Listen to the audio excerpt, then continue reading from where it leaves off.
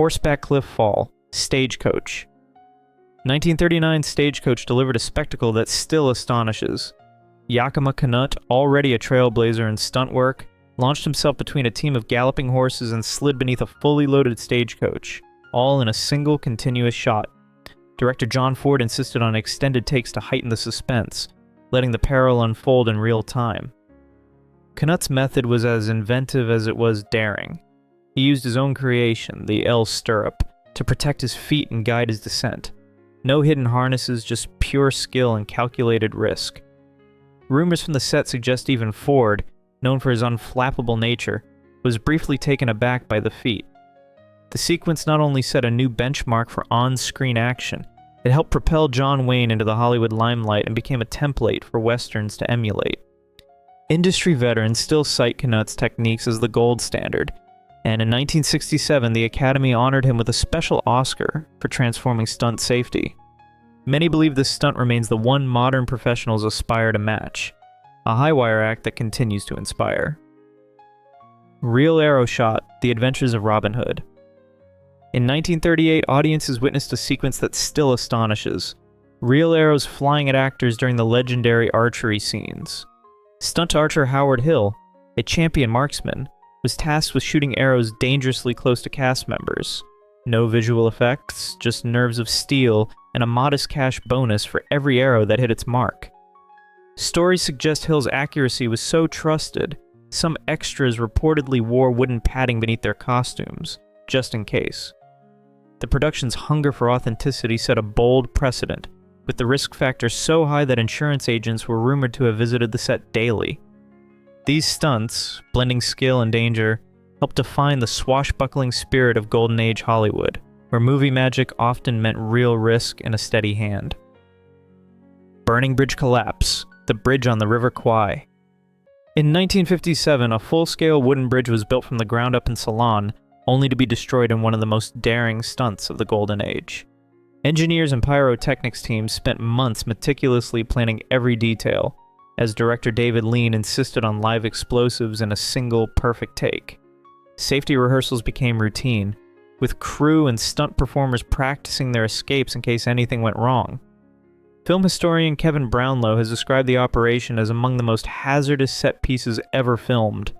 According to production stories, some local villagers reportedly believed a real disaster had struck when the explosion echoed through the jungle. It's said that Lean's nerves were so frayed by the tension that he monitored the blast from a distant vantage point. The resulting footage didn't just make history, it set a new standard for cinematic spectacle, proving that in the Golden Age, risk was more than a buzzword. It was the main attraction. Crocodile Pit Escape, Tarzan and His Mate. When MGM released Tarzan and His Mate in 1934, the film's wildest moments were more than just Hollywood illusion. Olympic champion Johnny Weissmuller and Maureen O'Sullivan performed many of their own stunts, often surrounded by real animals. The crocodile scenes, in particular, drew attention for their nerve-wracking realism, though safety barriers and clever camera angles kept the stars out of direct harm. Stories persist that a crocodile once broke free, causing chaos on set, but no official documentation confirms this. Audiences during the Great Depression marveled at the film's daring, while animal safety was largely overlooked. Today, the stunt stands as a snapshot of an era when movie spectacle often meant risking life and limb, sometimes with more bravado than caution. Underwater Shark Attack, Thunderball.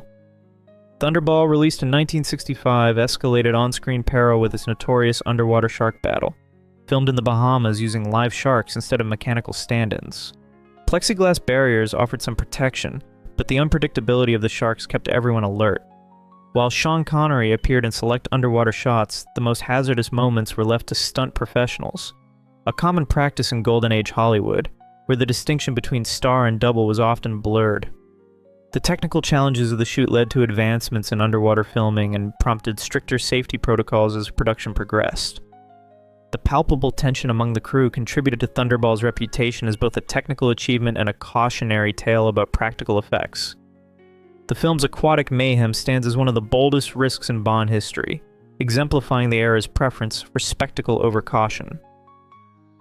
Shark Tank Dive, Creature from the Black Lagoon. In 1954, Riku Browning's underwater performance as the Gill Man tested the boundaries of on-set endurance. Encased in a heavy, vision-restricting rubber suit with no built-in air supply, Browning managed to remain submerged for 2 to 3 minutes at a time, a feat that impressed even professional divers. Filming took place at Florida's Wakula Springs, a genuine wildlife habitat known for its alligators, though the crew maintained strict safety protocols. Despite these measures, the unpredictable environment kept everyone vigilant. Actress Julie Adams performed some of her own swimming, but professional diver Ginger Stanley doubled for many of the riskier underwater scenes. The eerie realism of these sequences is said to have inspired a generation of monster movie directors, motivating them to pursue ever more ambitious practical effects. The Gill Man's aquatic stunts remain a testament to the wild ambition and physical grit that defined horror's golden age. Plane Wing Walk, Only Angels Have Wings. 1939's Only Angels Have Wings pushed Hollywood's boundaries with real aviation stunts that left audiences on the edge of their seats.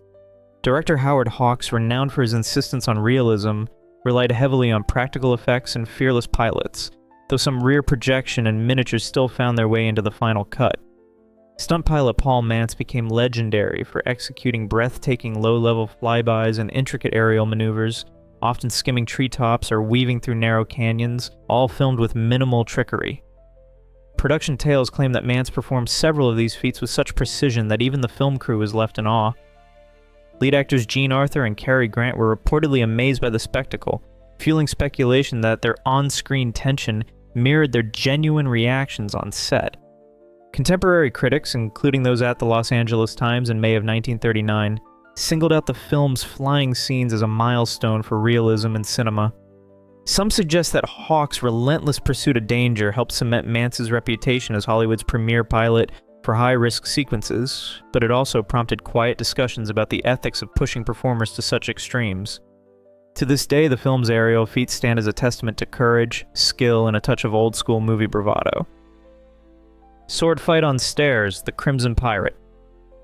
In 1952, Burt Lancaster, celebrated for his acrobatic skill, tackled a staircase duel in The Crimson Pirate that redefined Golden Age stunt work.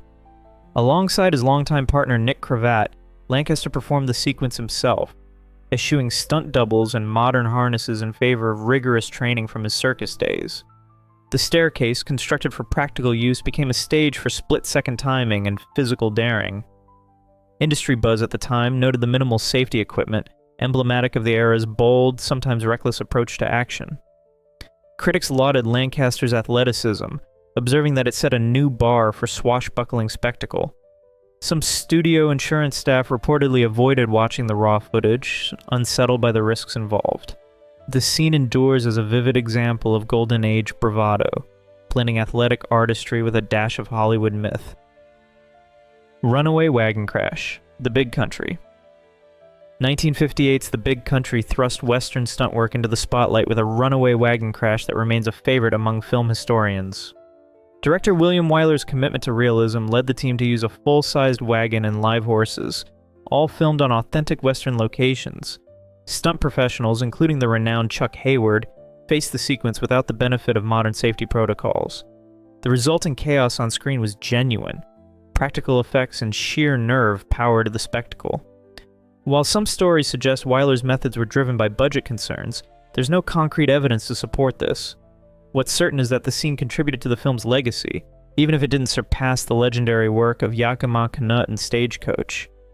These daring feats are often cited as evidence of the Golden Age's appetite for real risk, where the distinction between performance and peril was often razor-thin. Exploding Train Bridge, The Train. In 1964, the train stunned audiences by demolishing a real railway bridge with a full-size locomotive, eschewing miniatures and camera tricks. French authorities granted rare permission to use and modify railway lines, enabling one of cinema's most ambitious practical effects. Burt Lancaster, known for performing his own stunts, was sidelined by an early injury, so the most perilous tasks fell to expert stunt professionals. The bridge explosion was captured in a single, meticulously planned take. One shot, no second chances. Film enthusiasts still marvel at the logistical challenges, synchronizing a moving train, pyrotechnics, and a collapsing structure, all without digital safety nets. the scale of destruction reportedly left local officials in disbelief, and speculation lingers about whether such a feat would ever be permitted again. The train endures as a monument to an era when filmmakers bet big on authenticity and spectacle, pushing limits that now seem nearly unimaginable. Dune Buggy Flip. It's a mad, mad, mad, mad world. 1963's riotous ensemble comedy didn't shy away from vehicular pandemonium. A standout moment features a dune buggy launching off a ramp, rolling and crashing spectacularly, no digital effects, just pure practical chaos. While the identity of the stunt driver remains a topic of debate among enthusiasts, industry records credit a team of expert drivers for executing the sequence. Whispers persist that the jaw-dropping flip was captured in a single take, intensifying the pressure on set. As Hollywood leaned into bigger, more daring action, this stunt mirrored the growing trend of high-stakes set pieces throughout the 60s. Some speculate that such scenes fueled friendly competition among stunt teams, each striving to outdo the last. Decades later, the sequence remains a beloved highlight for fans of classic movie stunts. Submarine Escape, 20,000 Leagues Under the Sea. In 1954, Disney's adaptation of Jules Verne's classic made waves in Hollywood with its ambitious underwater stunts. The film's expansive, full-color underwater sequences, shot off the coast of the Bahamas, set a new bar for realism in major studio productions, even if earlier films had experimented with underwater filming. Cast and crew donned heavy vintage diving suits, contending with the physical strain and technical challenges of prolonged underwater shoots. Kirk Douglas, the film's leading man, famously participated in the now iconic squid battle, though the spectacle owed as much to practical effects and stunt professionals as to Douglas's own efforts. Reports from set described tangled air hoses, communication failures, and close calls, with crew members later recalling just how slim the margin of safety could be. The Academy recognized the film's technical achievements, awarding it for special effects and cementing its status as a trailblazer. The chaos and near misses on set fueled ongoing discussions in studio circles about stunt safety, a conversation that would only intensify in the years ahead. For many, this was the moment Hollywood realized just how far it would go for cinematic magic, even if the risks ran as deep as the ocean itself. Jungle River Rapids, The African Queen. In 1951, John Huston took Hollywood deep into the wilds of Uganda and the Belgian Congo for The African Queen, determined to capture authenticity at any cost. Much of the river action was filmed on unpredictable waters, though the most treacherous rapids were recreated with models and studio tanks in London. Stars Humphrey Bogart and Katharine Hepburn performed many of their own scenes, but the most dangerous moments were handled by local boatmen and stunt doubles, especially when capsizing was a real threat. Illness, rather than wildlife, proved the greatest hazard.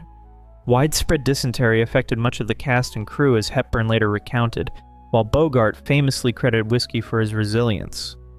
Tales of near misses and on-set chaos abound, with some suggesting Huston's relentless pursuit of realism set a new benchmark, and perhaps a new level of risk, for adventure filmmaking.